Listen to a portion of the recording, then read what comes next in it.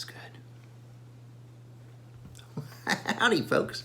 This is your good friend Hillbilly Scribbs with you for a brand new video show. That's right. The Feeding the Monster podcast feed is on the YouTubes now. And this is our first show. And what we're going to be doing on this show is we're going to be doing some exploring. And I'm going to be doing some investigating research. And we're going to dig deep into all the weird stuff. That's right. We're going to be looking at conspiracy theories. We're going to be looking at the paranormal. We're going to be looking at cryptids. That's right. We're going to try to find us a woolly booger. And we're going to even be looking at the UFOs and the aliens and probably the pod people and the scrolls too. That's right. We're going to look at all of it. And in the process, I'm going to take you on a journey to Hillbilly Scribbs' truly bizarre world. Episode 1, The Poultrygist of Pittsburg, Texas. Now, our story today starts in the small, sleepy little town of Pittsburg, Texas, in northeast Texas. Now, Pittsburg, Texas's first claim to fame came in 1902 with the flight of the Ezekiel airship created by Baptist minister Burrell Cannon.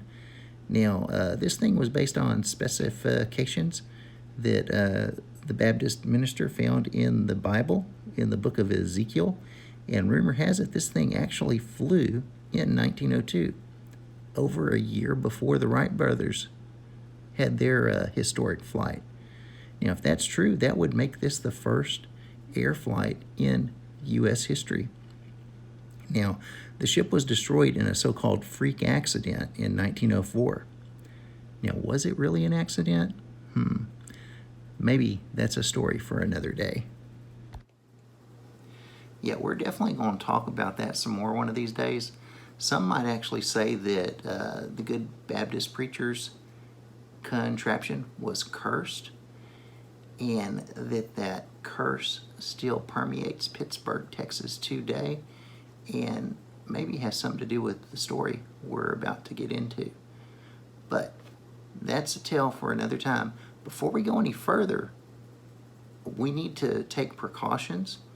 We don't know who's listening or who's watching, so always be sure to protect yourself when we start talking about the good stuff. All right, there we go. That's better. Now let's get into it. Now, on my travels, I actually did visit Pittsburg, Texas. And what this city is known for today is for the Pilgrim's Pride chicken plant in business, which was co-founded by Bo Pilgrim. Yeah, one thing I can tell you before we get started is everything ain't all nice and clucky in Chicken Town. Now, I did a lot of investigating research for this because there's been some weird stuff that's gone on in and around the Pilgrim's Pride place there in Pittsburg, Texas. And like I said, it might even have ties all the way back to, the Baptist preacher's flying contraption. Maybe. But anyway, here's what I found out. In 2002, there was a listeria was found at one of their plants, and it contaminated a lot of chicken. It led to the largest food recall in U.S. history up to that time. Then a couple years later, in 2004, they got hit with an avian flu outbreak. Now, this actually led to a bunch of people getting sick and actually some people dying that ate the bad chicken. And unfortunately, the company had to euthanize, I think that's the right word, they had to euthanize over 24,000 hens. And then in 2007, if all that ain't weird enough, the CEO of the company at the time suffered a massive stroke and died while he was on a hunting trip in South Texas. Yeah. And then one more thing, and this really isn't like paranormal, it's just kind of weird. In 2008, a multi-state identity theft ring was broken up. It was being run by a bunch of foreign nationals. 311 of them were arrested, and they were all operating this identity theft ring out of various Pilgrim's Pride chicken plants. I'm not making this up, folks. But that doesn't have anything to do with what we're talking about today. I was approached by some folks from Pittsburg, Texas, and they wanted to know if I could maybe do some looking into this and maybe see like what's causing all this bad luck there.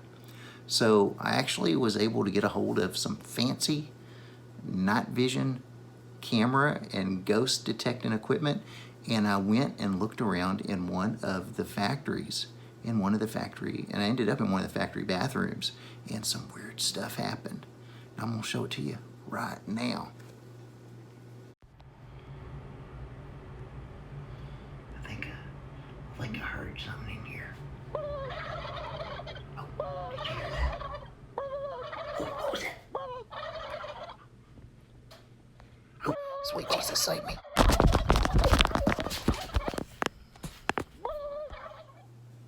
Yep, it was a genuine Poultrygist. I was lucky to get out of there unscathed, folks. It was definitely ghosts of chickens and ghosts of turkeys. Probably some egg ghosts too.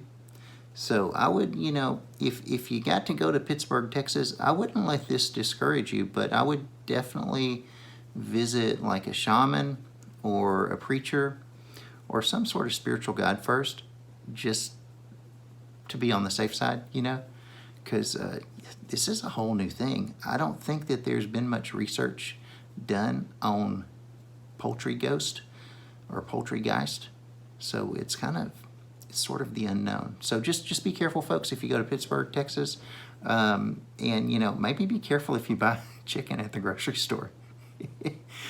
Anyway, that's pretty much the show for today.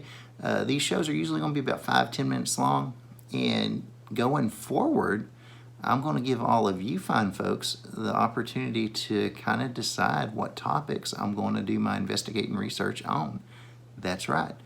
Be sure to drop some comments down there in the comments if you've got a topic that you'd like for me to tackle, or you can even call and leave a message on the Anchor app. Yep, just go to your app store for your mobile telephone device and download the Anchor app, and you can go right on that thing and look up the Feeding the Monster podcast feed, and you can leave us a message right there. So if you got a topic you want us to investigate and you want to hear your voice on the show, do it. And if you like the kind of material that you saw in this video, then definitely check out Spreading the Weird on the Feeding the Monster podcast feed. We go over a lot of the same kind of stuff there, and it is just a blast. So check it out. Well, folks, that's the show. We will catch you next time. Until then, keep an eye out for the truly bizarre. Keep it weird, and keep it glorious.